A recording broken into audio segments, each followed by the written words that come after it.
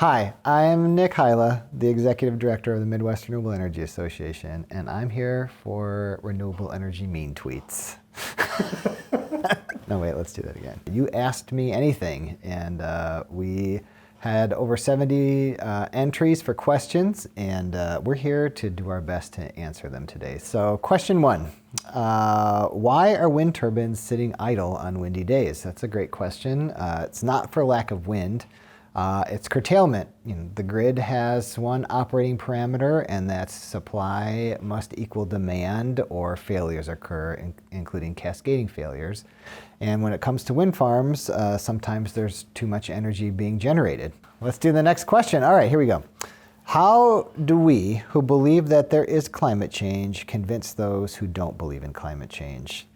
People need to begin to believe things themselves. So a lot of times in our engagements with stakeholders, many times if they believe it's their own idea and they champion that idea and they become responsible for that idea and they can earn some success or praise from that idea, that tends to be the idea that someone would champion. And what we have found is that the term climate change or global warming or global climate change has a very significant amount of political baggage, and leading with that term can lead to a more, obstinate confrontational conversation. And so our approach has been to talk about the benefits of clean energy outside of its climate benefits, which includes local economic development, investment opportunities, more widespread investment opportunities, job creation, the reduction in electricity rates, cost savings for all ratepayers. There are lots of ways to think about climate solutions that are beyond just the positive effects of climate change. And so I think, most of the time people learn and people enter into a respectful relationship or a conversational relationship when you meet them where they are. And I think there's a lot to learn even for those of us that believe in climate change and are concerned about a changing climate. I think there's a lot for us to learn from others that don't. And any progress is better than none at all. And so I think we're probably entering into a period of what I hope would be reconciliation and really trying to find some common ground. And so I don't know that that's a clear answer, but I think respecting the other person's opinion, meeting them where they are, helping them come to terms using their own ideas and their own concepts, all of those are successful strategies to bring people into this big movement. Once I had someone explain to me that, all the good things are in here, and that's where we want everybody to be, and there are more than one entryway to get inside. And so what is this person's entryway? Do they care about future generations? Do they care about pocketbook issues? These are ways that I think that we can engage people, some empathy and some understanding where they come from. All right, next question. I'm thinking of transitioning into a career in renewable energy. I want to be part of developing new renewable energy projects across the state. I'm a bartender, however, with only passionate interest in renewable energy or experience. Is volunteering the best way to transition into a new career like this? I like this question because that's how I started. I volunteered at the Energy Fair as my first gig. I moved garbage around and made pizzas in the cafe, and here I sit today answering your question. So I would say, of course, volunteering, any work experience, most professions, highly valuable experience. I can highly value experience. I can say at the MREA, we hire based on service experience. If you have the ability to serve people and deal with the varied human animals that come into your bar and treat them kindly and serve them correctly and be responsible for their well-being and their happiness while you're at work, then for the most part, you can succeed in most human relationships. Beyond volunteering, I would say taking courses at the MREA. We have very approachable and affordable courses that deal with solar energy technology. And then, don't be too prideful to start anywhere you can in the industry. And I see that in your question. Volunteering is kind of that. But apply for jobs, interview, get experience, take courses, and solar installer is one of the fastest growing professions in the country, and this is a huge opportunity. The transition to clean energy is basically rebuilding America's energy infrastructure. It's all hands on deck moment. So yeah, we'd be happy to have you volunteer at the Energy Fair, June 24th to the 26th, 2022. Do you offer independent course studies for those adults that like to work at their own pace without pressure deadlines? Absolutely. We have, over the last 5 years, transitioned most of our coursework to self-paced online courses. So if you go to our website, midwestrenew.org, and click on training and look at all of our offerings, you will see a number of courses that are accessible, affordable, and at your own pace. And many of them also include instructor office hours, and you can sign up for instructor-led courses and hands-on courses if you desire that one-on-one experience.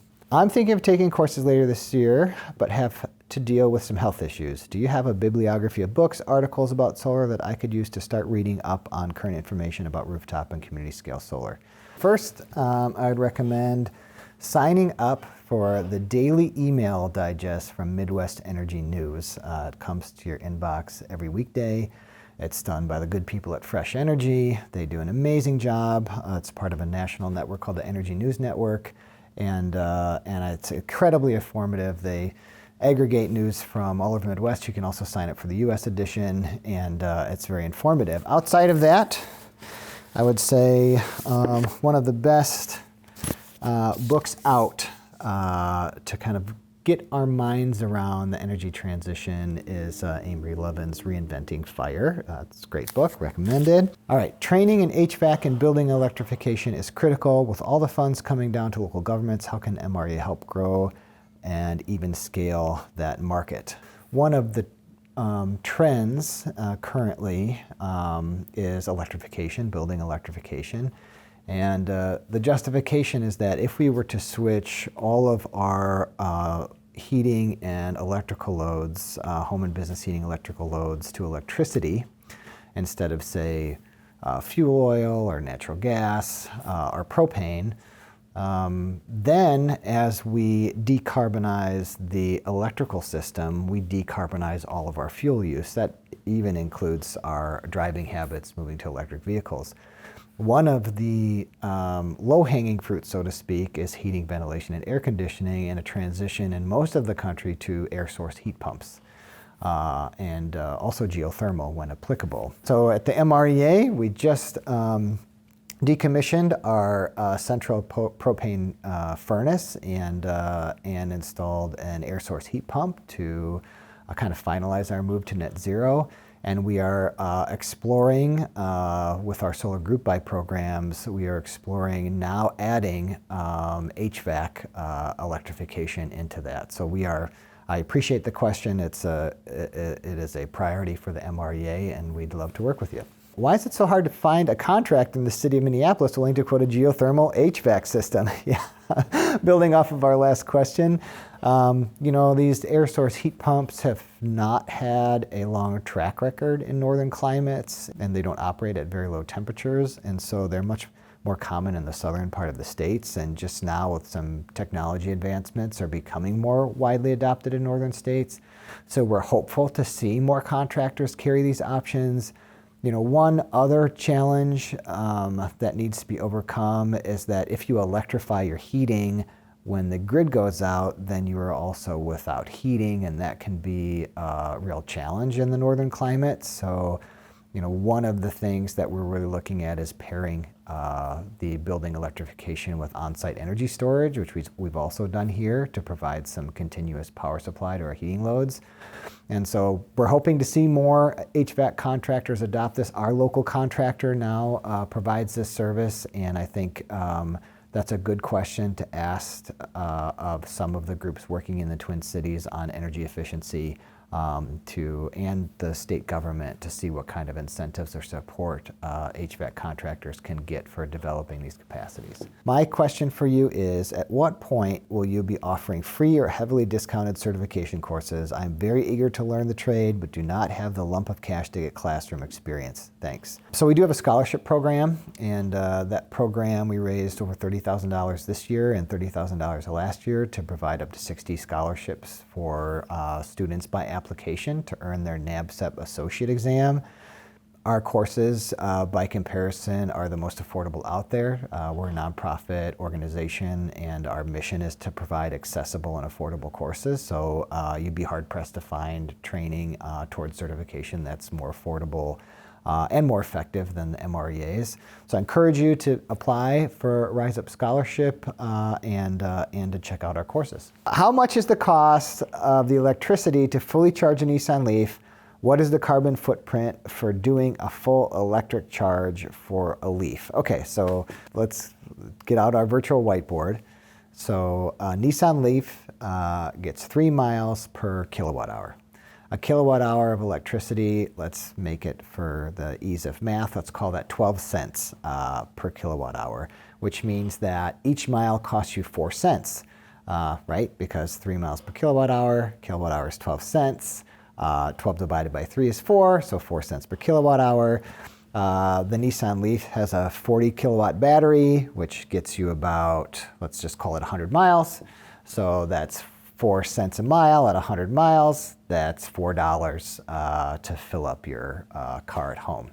And so if you think about currently the gas is between $3 and $4 a gallon, that's quite a deal to go 100 miles on $4. So there's the rough math for you to fill up your Leaf at home.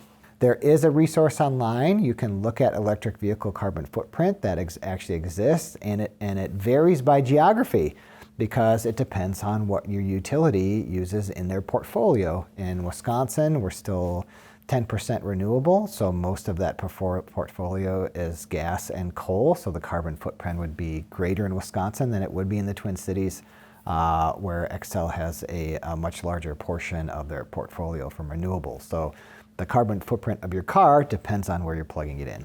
We are building an off-grid home in central Wisconsin and are installing solar with Tesla battery packs and an LP 14 kilowatt generator for standby. We are also buying an EV and wondering if it is practical to expect to be able to recharge the EV off of the generator when needed. You know, that's a challenge with an off-grid application, especially when you have electric vehicles, is they require a lot of electricity. Is it possible? Yes. Is it practical or desirable to be charging your car with an LP generator? I would suggest probably not. You know, the demands of a typical residence would outstrip the capacity of any moderately priced solar plus storage system. And adding a vehicle onto that would require a significant investment in energy storage and likely some sacrifices depending on how much you'd want to spend. And so I think there are challenges there. With this question, I would suggest that you work with a qualified installer to design your storage needs to make sure that you can have that capacity. And I would also suggest workplace charging might be a good idea, charging the car at work to avoid charging at home. I don't think installing level 2 charging stations at shopping malls is the best location for this. I think the best location for level 2 would be at home or work, since the most time is spent there. What is your thought on this? My thought is, you know, we are a country trained to convenience.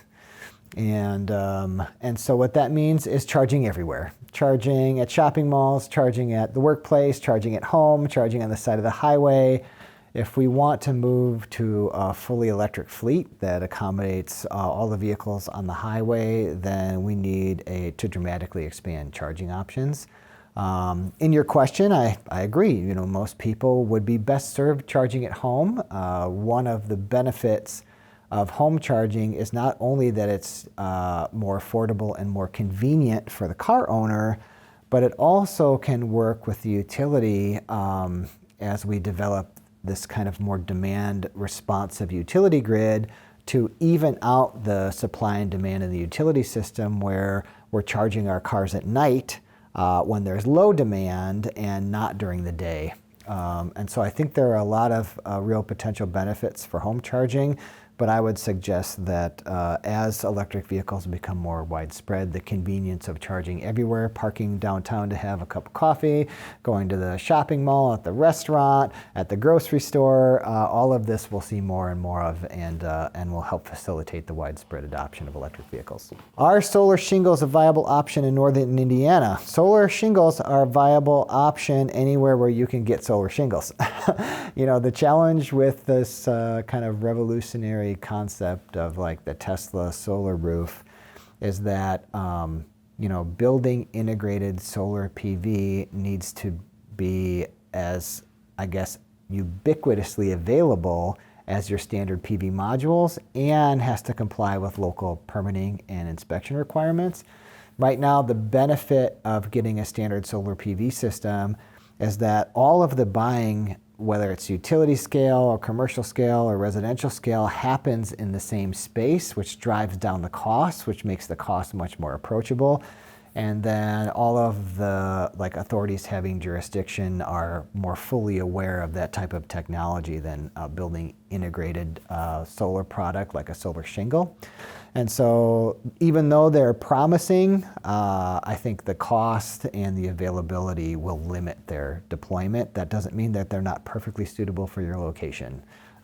They surely are, but I can almost guarantee that the cost is much cheaper per generation capacity for your standard solar PV module array on your roof.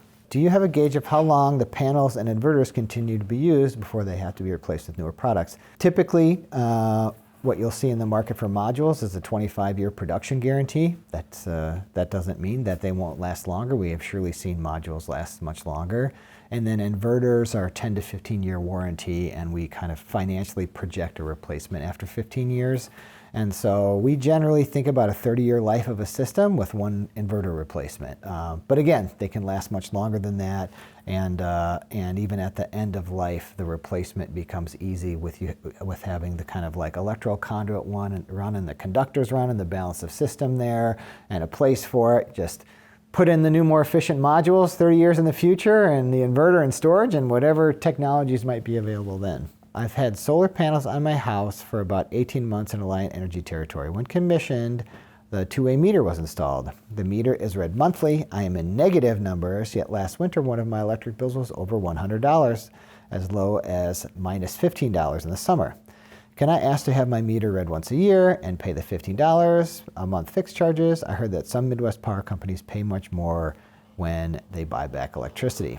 Right, so we're talking about the difference between net metering and net energy billing. So some utilities offer net metering, which is an annual basis where you are getting compensated for your solar production at the same rate that you're buying, retail rate that you're buying electricity from. In Alliant Energy territory, they have a monthly true-up, so every month they true up your bill, and up to the amount of consumption per month, you are compensated at the retail rate. But over that amount, it's the wholesale rate, which can be like 2 to 3 cents. So the value that you're getting per kilowatt hour of production is dramatically reduced when you overproduce any given month. Now, when it comes to your system size, solar electric systems produce more in the summer because there's more sunlight and less in the winter. And depending on your home energy use, it's often the case, especially if your heating is electric, that you would use more electricity in the wintertime, which can result in a deficit where you're using more electricity than you're producing. Alliant Energy is required to net meter. They're required to net meter up to 20 kilowatt system size. They are not required to true up your bill annually. You're welcome to request it for them, but they will very likely not do it because those are the rules.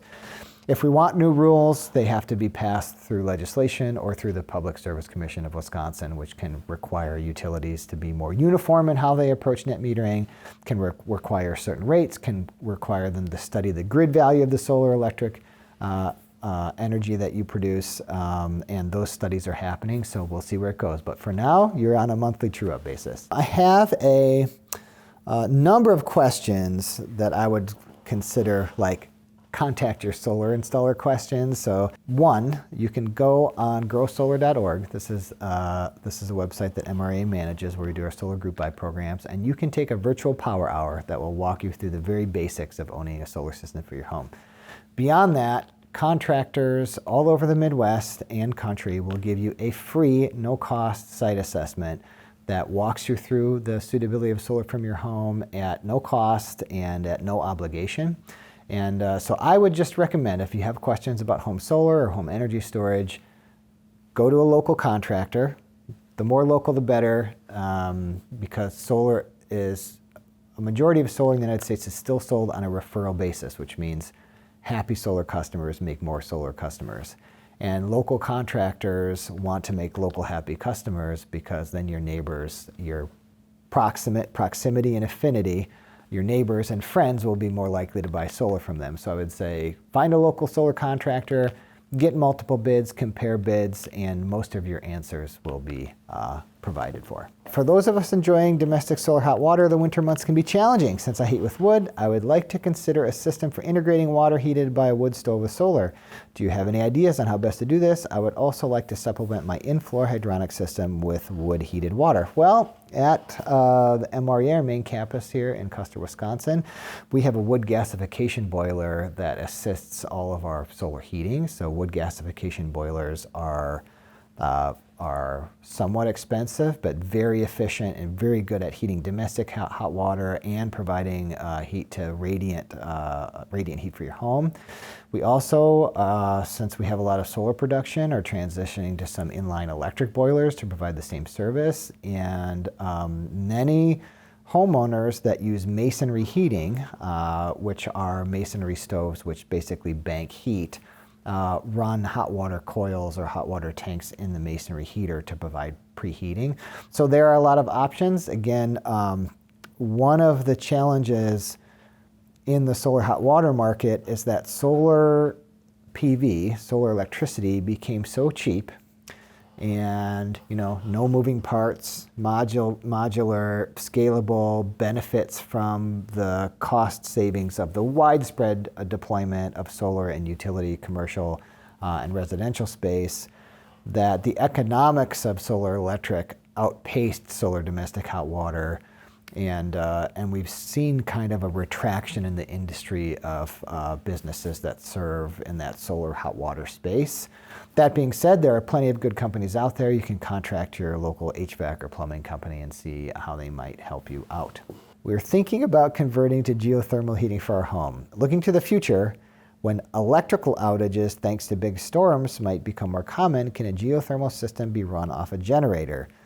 Yep, this is one of the liabilities of transitioning to electricity for your heating loads, is the potential to be out of heating when there's a power outage.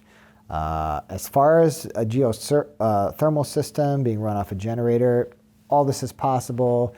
They can also be run off of some of the energy storage applications that are currently available, but the sizing matters and the duration matters, and so I think it's a good question. I would say good system design will help you ensure that you have heating through an electrical outage. I will be building a small 400 square foot house early next year. That is pretty small. Are you aware of any sustainable energy assistance, rebates, incentives that will be available for 2022? Also, as I have low income, the tax credits do not offer help really, so low income folks aren't able to benefit as much as more income privileged folks. Thank you. Yeah, it's a really great point. We have the investment tax credit is really designed to benefit wealthy individuals, whether that be corporations with tax liability or households that also have tax liability. One of the interesting things that has happened is the reconciliation bill, as it's called, or the Build Back Better bill that has passed the House and is waiting Senate approval, transitions the income investment tax credit to a direct pay tax credit, a 30% direct pay tax credit. So if that bill were to pass, then that means every tax-exempt organization out there, churches, municipalities, universities, schools, hospitals, and all low-income households would have access to the same benefit that high-income individuals and households and corporations have with the tax credit. At this point, that's not accessible. In most states, however, there are incentives available for energy efficiency. In Wisconsin, we have a state public benefits program focused on energy. In other states, they're also available through the utility or through similar public benefits program. So I encourage you to make sure you contact your utility or look at your state public benefits program and see if incentives are available. Will there be an energy fair this year in Custer? And is there a solar products rating review anywhere that you're aware of? Okay, first question first. Yes, we're having an energy fair June 24th to the 26th, right here in Custer, Wisconsin. We're absolutely excited. We miss you all. It's been 2 years. It's going to be the best fair ever. And as far as consumer products review, the Energy Fair is the place to be. We'll have we'll have speakers and exhibitors and workshops on all of these topics, and we hope you come. As far as online solar products rating and review, not so much. There's not much out there right now. I would suggest that the best reviews that you'll get are reviews of past customers of solar companies. But right now, when it comes to kind of like mobile storage and mobile solar power and kind of all these diverse applications, nothing that I know of that I would direct you to at this time. That's why it's important to come to the Energy Fair. Can Wisconsin residents participate in community solar programs in other states? How far off are these programs in Wisconsin? We cannot participate in community solar programs in other states. Those programs are geographically limited to county or utility service territory. Community solar programs need to be legislated, or they need to be directed by the state regulator, the Public Utility Commission. In Wisconsin, we've had a few voluntary programs that the utilities have offered, but we have not had enabling legislation. There is legislation that's been introduced. It would allow for the development of 5 megawatt community solar gardens all throughout the state. The likelihood of that passaging at this point is low unless everybody gets involved and pushes for it. It'd be a tremendous benefit to businesses and residents in Wisconsin. If you think about, as an example, a comparison to the community solar program in Minnesota, and specifically in XL territory, they've developed over 800 megawatts of solar through the program, serving more than 18,000 customers. And those programs provide direct and long-term bill savings to commercial customers, as well as carbon-free electricity that they can market to their customers. So it's a very popular program with businesses. It attracts businesses to locate in that geography, and it gives them a competitive edge, both economically and both economically and environmentally over Wisconsin. So it's an important piece of legislation. They're not really available in Wisconsin, and we need legislative or commission activity to make it happen. Being good stewards of natural resources benefits everyone. Why does the MREA seem to align itself with special interest groups instead of just staying apolitical and focus on education, promoting green energy efficiency, etc.? It's a good question. We do try to be apolitical. What I would say, though, is that we accept the allies that are there.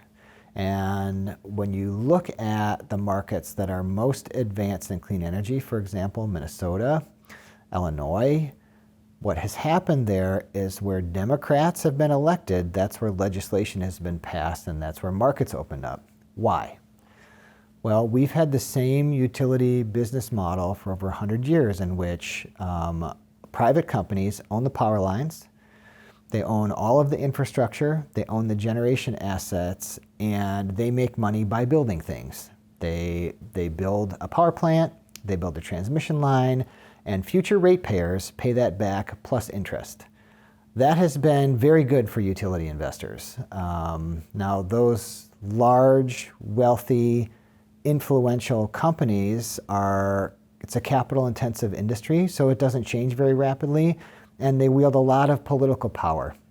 And so changing that requires real political will to do so, and that's why you see blue states that have leaders that believe in solar energy, believe in the transition, believe in climate change, passing legislation that opens up these markets and disrupts this old system. And so it tends to be that maybe from an outside point of view, it looks like we're politically aligned, but we're more aligned with the policies and the programs that are being advanced that had been being advanced by the Democratic Party. That being said, the Republican Party principles of free markets, of competition, of economic development and innovation and individual freedom and property rights and liberty align very well with the free market concept of decoupling our energy services from a monopoly utility that has a privileged monopoly position in our marketplace that crushes competition and uses its political clout to dominate a market that's desperately asking for customer investment and customer energy efficiency and demand response to save us all money.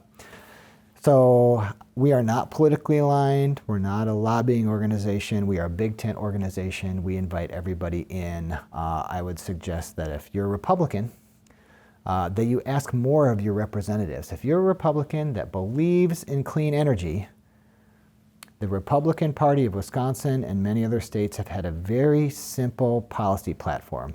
Do whatever the energy lobbyists say.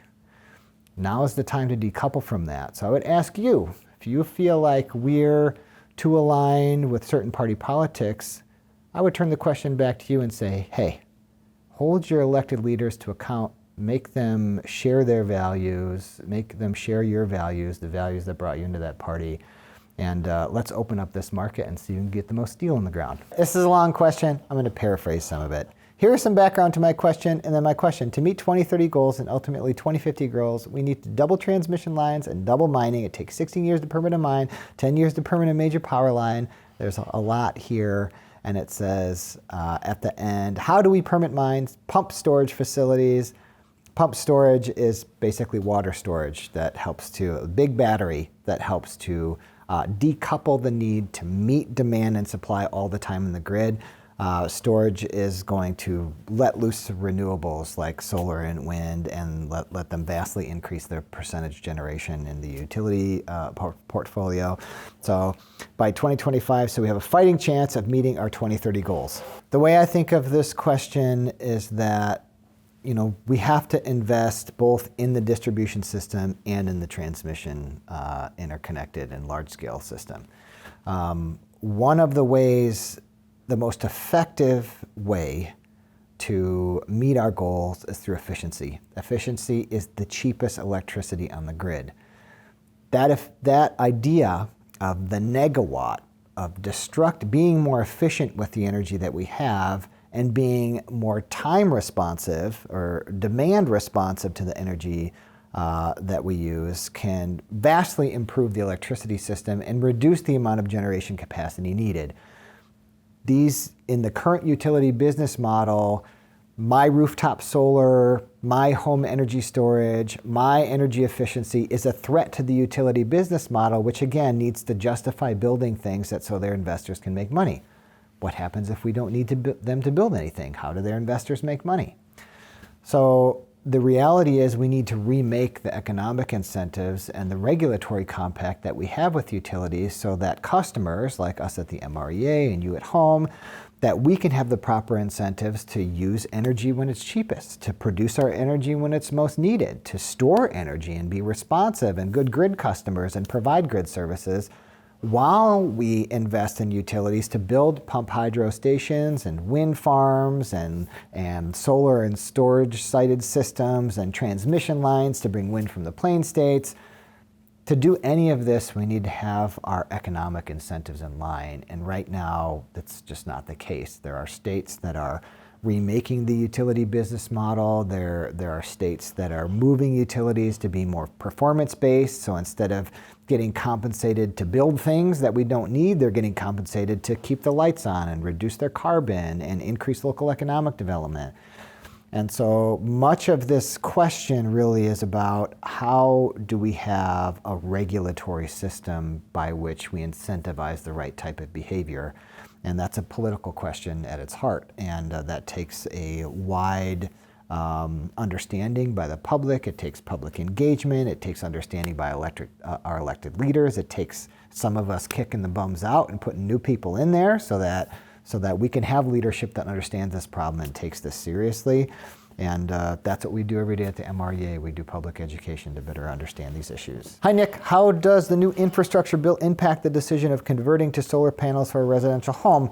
Not much for the homeowner in the infrastructure bill. The infrastructure bill does clear the way. It probably won't be very popular, let's just say this. It does clear the way to basically for eminent domain, to create national corridors for transmission line infrastructure along all the public right-of-ways. It kind of decouples the state's ability to stop this from the process, so it kind of takes away some states' rights and invests hundreds of millions of dollars into new electrical infrastructure, probably billions of dollars. I don't have the numbers right in front of me. So the infrastructure bill is really looking at utility scale transmission and energy generation. What the companion bill that was decoupled from it, this they call it the reconciliation bill or the Build Back Better bill, that one is loaded with many more provisions that will incentivize investments by homeowners and by business owners in the distribution system, foremost of which is this direct tax credit, which would be a cash tax credit, a direct payment of a 30% tax credit to help anybody with or without tax liability to go solar. The Build Back Better, another one. Framework provides tremendous tailwind to renewable energy efforts across the Midwest. It seems that solar and wind industry partners are not terribly aggressive in lobbying in favor of the bill. Can you describe the efforts to persuade lawmakers on the components of the bill? Why does the industry seem so quiet? Ostensibly, Build Back Better is not an energy bill, right? It is an economic recovery and development bill. Many of the provisions that are in that bill are overshadowed by other provisions. So I wouldn't say that the industry is not lobbying. I think we don't lobby. So I'm not on the Capitol Hill. I'm not at the state capitol. We do public education. So I don't know the strategy here, but my guess is a lot more is happening than you think. It would be transformational for the energy industry. There is a lot of support behind it. I think the politics are such that maybe more is happening than what we're seeing. What is the best way of promoting community solar, getting more projects going where I live, Lake County, Illinois? Well, you are in luck in Lake County, Illinois, because Illinois just passed the Climate and Equitable Jobs Act, which includes provisions and funding for widespread deployment of community solar. So I would say look into the Illinois Clean Energy Jobs Coalition. And they manage a lot of this information. Illinois Solar Energy Industries Association, Environmental Law and Policy Center, and your local units of government and local solar developers to make good on this opportunity. Just as some background, community solar is revolutionary in that it allows for the development of a large-scale solar facility. And then for the investment in that facility by any home and business in the territory. So if you don't have a house that's suitable for solar, a business that's suitable for solar, if you're a renter, you can still get the benefits by being an investor in this larger scale solar facility with the benefits mediated on your utility bill. So it's not as if somebody's cutting you a check, you're just receiving the energy savings on your utility bill. And that's available now statewide in Illinois. Those programs will be rolling out in some parts of Minnesota and hopefully all over the Midwest. Will I ever get true net metering from Price Electric Co-op? Co-ops are the only form of democratic energy in the United States. They were formed as a response to the Great Depression. We first innovated this idea of the regulated electric utility, right? Imagine this. You go back to the late 1800s and the early 1900s, and instead of gifting a monopoly to all of the regulated utilities, right, and gifting them ownership of all of our energy infrastructure, what if we would have made all of that energy infrastructure public, like our roads? Right now, you can drive on the road, FedEx can drive on the road, Amazon can drive on the road, private buses, semis. The road is open to Lyft, Uber, every innovation out there. They're owned by the public, maintained with our tax dollars. Nobody is putting fee gates or pay gates. Nobody owns the rights to those roads. Well, in the beginning of the century, we gave our rights to electrical infrastructure over to private entities with small regulatory bodies in each state to make sure that they weren't abusing their monopoly privilege. Well, those companies, they developed where the profits were most available, which was in large urban areas, and left 75% of the countryside undeveloped for electrical infrastructure. So we created the Rural Utility Service through the USDA to provide 0 to very low % loans for the formation of electric co-ops, like Price County Electric Co-op, to provide electrical service to rural customers. Those co-ops have democratically elected boards. Every single person with a utility electric meter is a member. You have the right to vote. You have the right to show up for meetings. You have the right to run for the board. You have the right to make your voice known, and you have the right to develop policies that are good for the co-op and good for that democracy that is the co-op. So I'll turn this question back to you.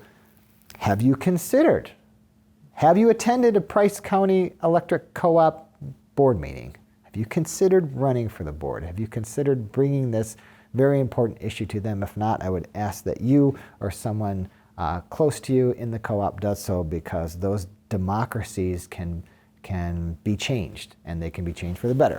With global supply issues driving up prices, it seems like that the decade-plus decline in solar prices may finally face headwinds. How might the marketing and messaging around renewable energy adoption change in an inflationary economy? This is such a great question. And I think you're likely right. I think we have, in most of the country, reached grid parity with solar prices. We've been working for a decade now on reducing hardware costs, and not only hardware costs, but the soft costs like customer acquisition and financing and permitting and inspection and all kind of the human costs.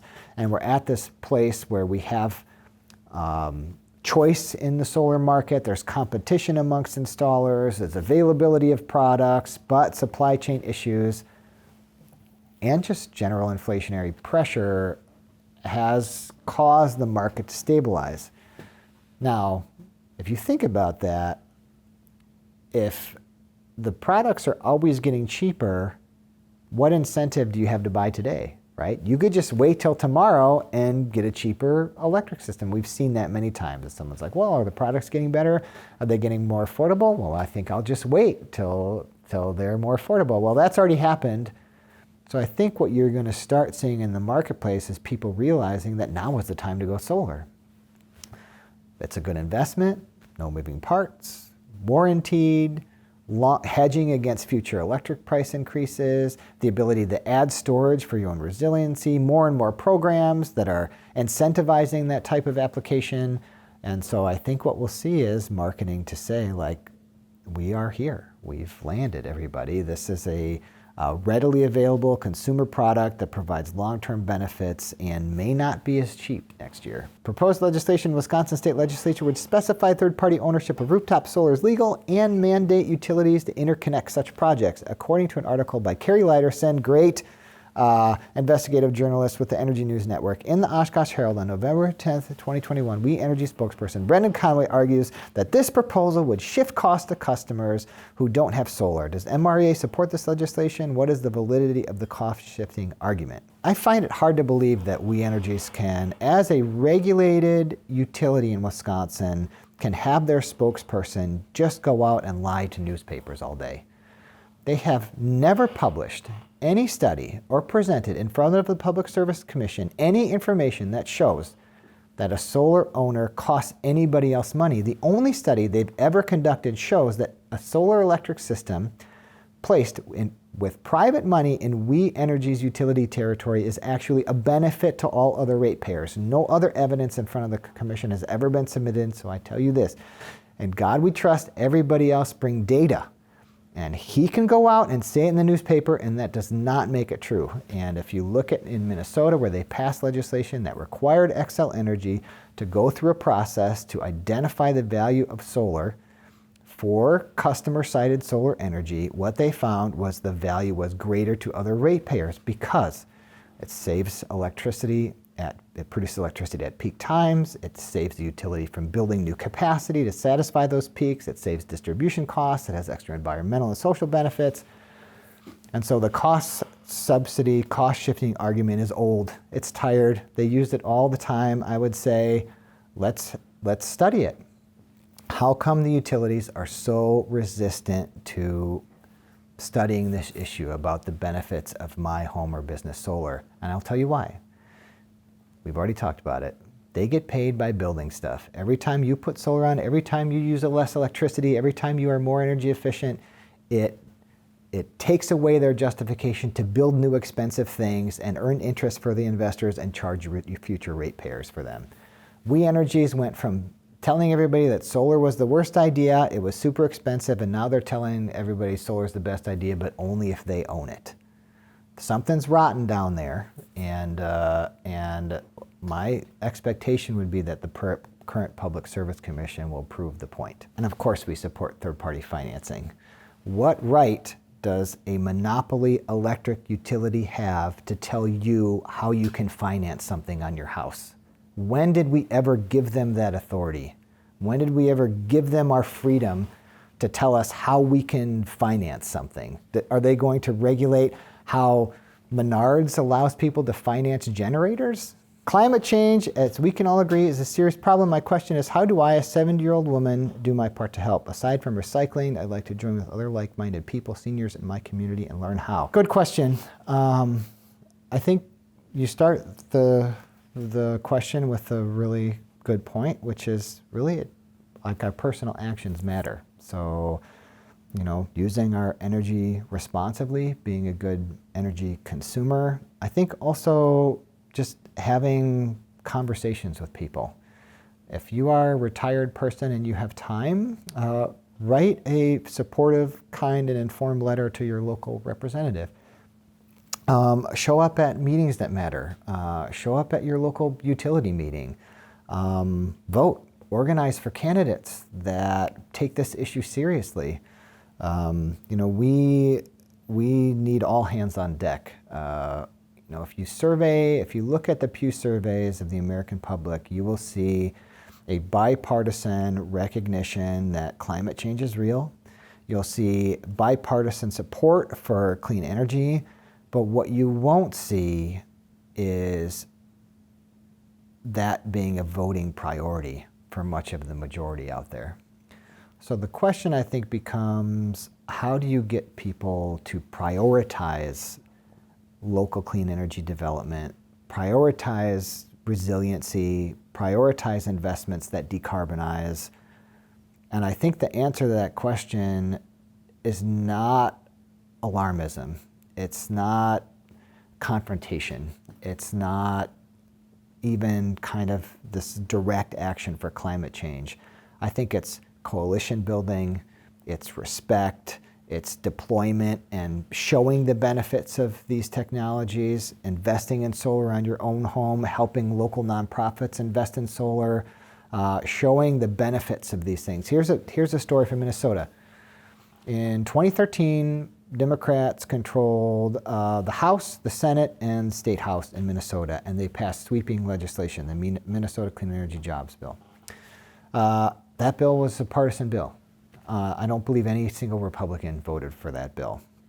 Just this last year, Minnesota passed sweeping clean energy legislation that was bipartisan, supported broadly by Democrats and Republicans. Why? Because that first bill demonstrated the benefits of local economic development and job creation of these ideas of solar energy in particular. That knew no partisanship. Rural and urban districts all across Minnesota benefited from the widespread deployment of solar on homes and business. Reduced utility bills. Utility bills are a drag on economic productivity. They're a drag on household budgets. Local economic development. Job creation. All of these things happened, became a bipartisan issue. They just passed, for example, a $15 million Solar on Schools program to solarize every school in Minnesota. Republicans did that. So I think a lot of it is less about talking about it and more about doing it. And once it's done and once people see the benefits, they'll vote for it. I have a rural electric co-op as my utility. They do not seem to want to incentivize solar panel installations on local farms. Are there utility companies in the Midwest that are doing this, and can I show them this work for others? Yes. One interesting example is in the state of Iowa. In the state of Iowa, many of the utilities had net metering. This was about 4 or 5 years ago now. And the primary customer that was adopting a net metered solar energy system were farms, and in particular, the pork producers. And one of the challenges in pork is that the price fluctuations on the futures market. So the farms had learned to, instead of investing all of their earnings in a good year into an on-farm asset like investing in more pigs, they diversified their assets into solar electric system to reduce their long-term operating costs. Well, lo and behold, 3 years ago, the utility companies, investor-owned utility companies in Iowa formed a shadow business lobby. They got this legislation almost passed that would kill net metering statewide and no grandfathering and end net metering for all existing customers. And it got really close to passing, except the Iowa Pork Producers Association came out against it and killed the bill. And now in Iowa, they have all investor-owned utilities have net metering. And it's wildly popular throughout the state. So just even looking at that example with the Iowa pork producers. Now, the thing about co-ops that I think many people don't understand is the person per line mile. So if you look at a typical investor-owned utility, they will have about 3 to 7 times as many people per line mile connected. So what does that mean? That means that in a rural electric co-op, they have a lot more infrastructure cost per person.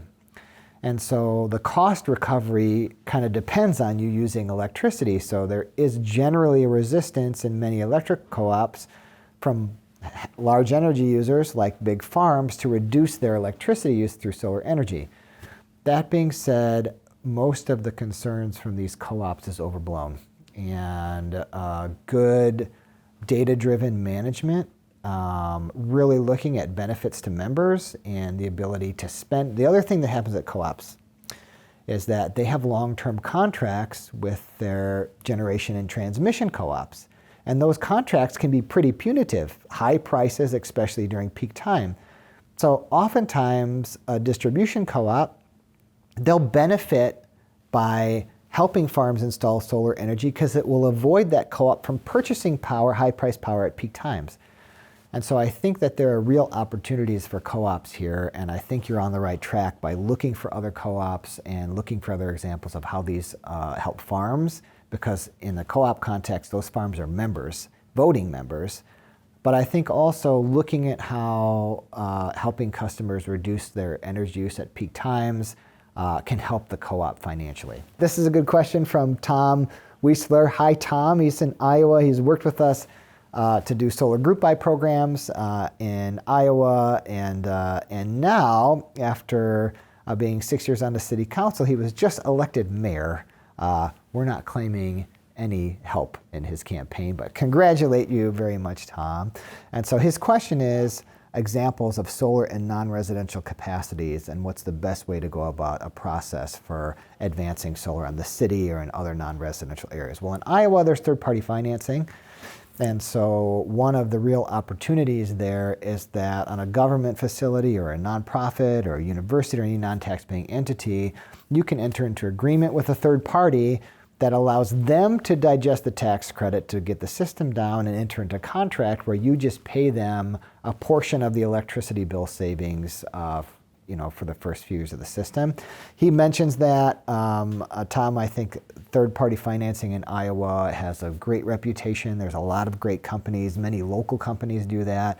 And so I congratulate you on becoming mayor and look forward to all of your local solar deployment efforts. What is your remedy for keeping assured, sane, optimistic while being faced with evidence of climate crisis? The Midwest is arguably more protected than other places on the planet. How do we sustain responsibility as environmental stewards and manage the feelings of every effort is too little too late. Embedded in your question is that the climate crisis is the biggest thing to be concerned about. I guess I don't even know that's the case. I would say we have a crisis of trust in American institutions. We have a crisis in faith in our democracy. We have a crisis in leadership. I think we've had an ongoing crisis in the way we invest our federal dollars, mostly into the Pentagon and to military contractors. I think we have an economic crisis that is creating tension all throughout the country. I think, there's so many crises that it's kind of like in a dumpster fire parade, which dumpster fire matters the most, really, like if you want to see it that way. That being said, there's so much faith to be had out there in people. As much as we might focus on the headlining stupidity and the arguments and the tension that's out there, political or otherwise, I think the reality is that there are so many good and honorable people out there at work. All you have to do is look at what happened during the last election. You had a tremendous amount of concern about bringing people together in this pandemic that was still undefined, that has now taken more lives than all of the U.S. Wars that we've ever participated in. And we had a distrust by the political party and angst around how the election was being managed. And all of these public officials and volunteers that get paid a pittance to manage these elections turned out, and after many, many studies and recalls and recounts, did an amazing job. And I was absolutely impressed by how people turned out to do that. And I think I have faith in people. Personally, what I would say is that you have to be doing something. If I think about my life in two ways. There'll always be tension, but is it creative tension or destructive tension? Creative tension is that if you see a problem like the climate crisis, there's tension, but how are you approaching it? Are you doing something about it in your daily life? Are you actively trying through your purchases, through your activities, through your work, through every way that you can to contribute to a positive resolution of this crisis? If you are, there's sanity in that. There's optimism there. And if you're not, that's when we lose hope. That's when we lash out. That's when the only thing that we have left to do is to complain or to be depressed. And so I think, I would say we have to have faith in other people. We have to have faith in their sanity, and it's kind of like being on the airplane, though. You got to give yourself oxygen first. You got to invest in yourself and align yourself with all the other good people that are out there doing things. And if you want a dose of sanity, come to the Energy Fair, June 24th to 26th. We're giving out doses of sanity. I'm hearing a lot about pairing ground-mounted PV arrays with native plants, and that it's not only good for pollinators, but will also improve efficiency of the array. Agrivoltaics is a similar approach. Does MREA have any plans to extend its work to these approaches?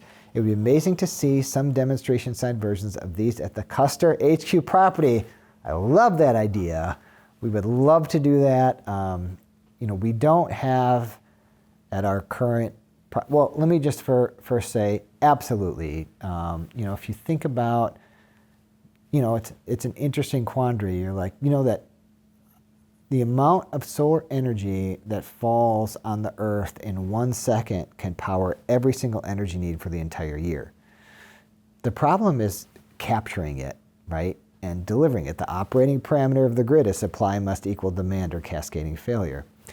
So this idea of rooftop solar is really intriguing because it produces power where the load is. Now we start to build larger scale solar arrays and wind farms. Now we're talking about satisfying all the variable demand that we have with all the variable resources we have. At our location in Custer, Wisconsin, we have an ideal spot to do native planting with PV arrays. Every PV array that's out there, every utility scale solar farm should do native plantings. They improve groundwater. They reduce the maintenance needs on the solar farm, so they reduce pesticide inputs and lawn mowing. They provide habitat for pollinators, all of these things. This is happening in a very widespread way, and if you're part of a local jurisdiction and you have a solar farm being development, require that they do this.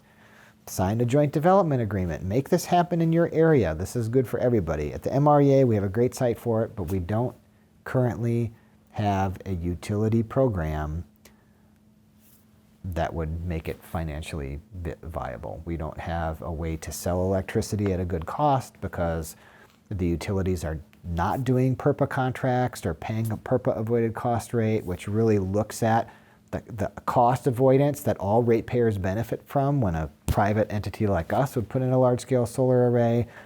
And so if we were approached, I think we might very well take you up on that opportunity. So I love that vision. Demonstration size versions of these at the Custer HQ property. Let's make that happen. Is it possible to find lifetime analyses of electric cars, windmills, or solar panels that compares greenhouse gas emissions to fossil fuel electric energy or internal combustion cars? Yes, there is. It's called life cycle analysis. It's widely available through Google. So if you just look at electric car life cycle analysis, there's many studies out there. There's a lot of disinformation out there. Solar modules produce far more electricity in their life than it creates to make them. So do wind turbines.